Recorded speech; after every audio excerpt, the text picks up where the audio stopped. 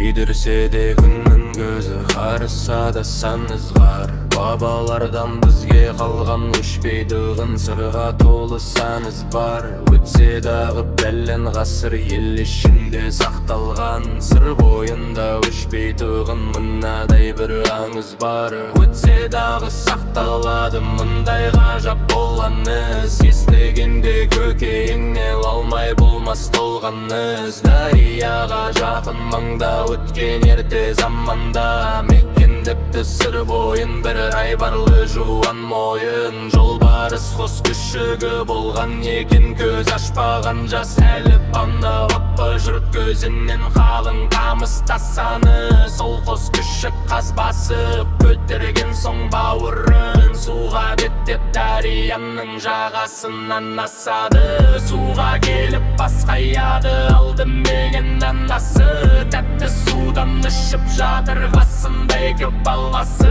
Бір кездері су бетіме көтеріліп нән жайын, апыр-топыр болды лезде дарияның жағасы. Өшігендерде жұтып құйрығымен қақты да, сөйтіп суға кетте барды, су астына ақты да. Жолбарыста іле шалла қақпы кетті артынан, сәлден кейін демі жетпей атып шықты аптыға. Жолбарыстың өтіп жатты қайғы менен сан күні, мазалады жаным қоймай жолбарыстың тағмыңын. Қайғы қасірет ішін өртепке қалмақшы болды бұл, жатып судың жағасында нән жайынды аңдыды.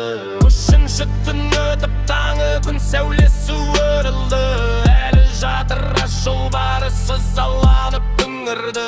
Бір кездері дарияның лайланып жиегі, су бетімен нән жайының қыр арқасы көрінді.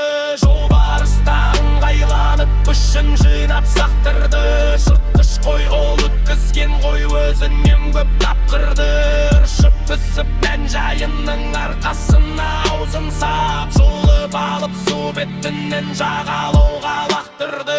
Айналаға аянбастан төккен шақты күн нұрын басып жатып, нән жайының соңғы демін тындырды. Өзі де өлді өйткені лақтырғанда жайынды, ауыр салмақ жолбарыстың аңмыртқасын омырды. Жыл түсіп су маңында жатыр өңір тұншығып, Сырдария кетті ол да көзін салып күрсініп. Осы екен ғой ұрпақ үшін тайталасқан тағдырым, осы екен ғой қырып қалғыр тез бітетін тіршілік.